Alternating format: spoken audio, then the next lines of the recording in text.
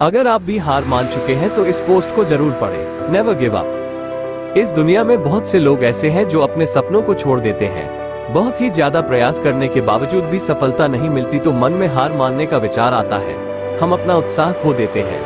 हर दिशा में नाउम्मीदी दिखाई देती है, कुछ भी पॉजिटिव नजर नहीं आता। लगता है कि हार मान ले। यदि आप भी ऐसा सोच रहे हैं तो मैं कहूँगा नेवर गिव अप। फिर भी दोस्तों, आप हार मान चुके हैं और आपको लगता है कि आप आगे कुछ नहीं कर पाएंगे तो मेरे इस पोस्ट को पूरा जरूर पढ़िएगा। आपको नई उम्मीद और हार न मानने की ताकत मिलेगी। तो दोस्तों, इस आर्टिकल को पढ़ने का फैसला आपने कर लिया है। इसका मतलब है कि आपने अभी भी हार नहीं मानी है। आप एक और प्रयास कर सकते हैं। दोस्तों, आप अपने अंदर झांक के देखिए, अपने अंदर शक्ति मौजूद है, उसे पहचानो, उसे अपने शरीर से बाहर निकालो। आप जो भी करना चाहते हो उसे कर सकते हो। एक विजेता बनना कोई मुश्किल काम नहीं है। हर व्यक्ति एक विजेता है। आपके अंदर एक विजेता है। उस विजेता का कहना है कि नेवर गिव अप। आप अभी भी निराश हैं और इसीलिए आप अपने लक्ष्य को छोड़कर जा रहे हैं। इसमें आपकी गलती नहीं है, क्योंकि ज्यादातर लोग ऐसा ही करते हैं, पर कुछ लोग प्रयास करना जारी रखते हैं, उसे सफलता जरूर मिलती है। चाहे रास्ते में इतनी भी परेशानी क्यों ना आए, मंजिल उसी को मिलती है जो कभी गिव अप ना करे। जब आपने सपना देखा ही है तो उसे साकार करने के लिए आगे बढ़े। अब क्या हुआ? हमारी सबसे बड़ी कमजोरी हार मानकर बैठ जाना है, जबकि सफल होने का सबसे बड़ा कारण सतत प्रयास करना है। आपके इरादे बुलंद होने चाहिए, तब तक हार मत मानो जब तक लक्ष्य प्राप्त न हो जाए। इसीलिए असफलता को इग्नोर करो, अपने काम में लगे रहो। डरना नहीं है बल्कि लड़ना है। अपने इरादे इतनी मजबूत रखो कि हार मानने का विचार ही ना आए।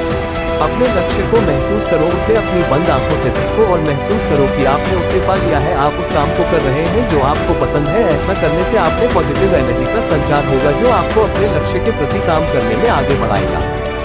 आइए इस बात को गौतम बुद्ध जी के छोटी सी कहानी से समझते हैं। एक गांव था, उसमें एक आश्रम था।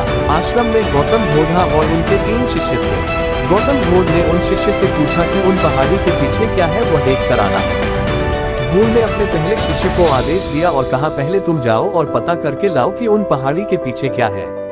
शिष्य ने अपने बुद्ध का बात मानकर उन पहाड़ी के पीछे क्या है वह खोजने आगे चल पड़ा। रास्ते में कई सारी मुश्किलों का सामना करके वह आधे रास्ते तक पहुंचा।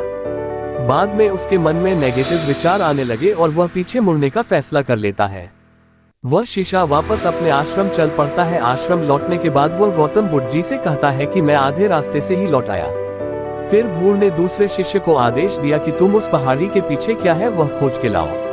बुद्ध के आदेश से वह दूसरा शिष्य अपने मार्ग पर चल पड़ा। पहले शिष्य की तरह उन्हें भी शुरुआती रास्ते में बहुत सारी कठिनाई और मुश्किलें आई, फिर भी वह आगे बढ़ा।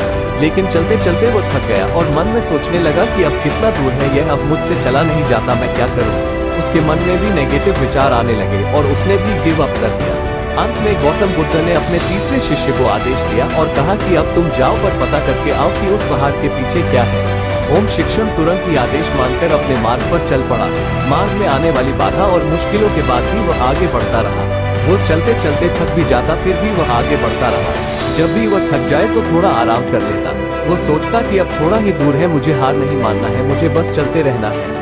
ऐसे सकारात्मक सोच के साथ वह आगे बढ़ता रहा और उसे वो पहाड़ दिख गया। वो पहाड़ इतना बड़ा था कि वह आसानी से उस पर चढ़ ही नहीं सकता था, फिर भी उसने हार नहीं मानी और वो पहाड़ चढ़ गया। और उसने पहाड़ के पीछे जो नजारा देखा वो देखकर वो मंत्रमुग्ध हो गया। वो वापस अपने आश्रम की ओर चल पड़ा। दोस्तों, क्या आप वही गलती तो नहीं कर रहे हैं जो पहले 2 शिष्य ने की थी? बहुत से लोग हैं जिन्होंने सफलता के इतने करीब होने पर हार मान ली। क्या आप भी तो ऐसा नहीं कर रहे हैं ना?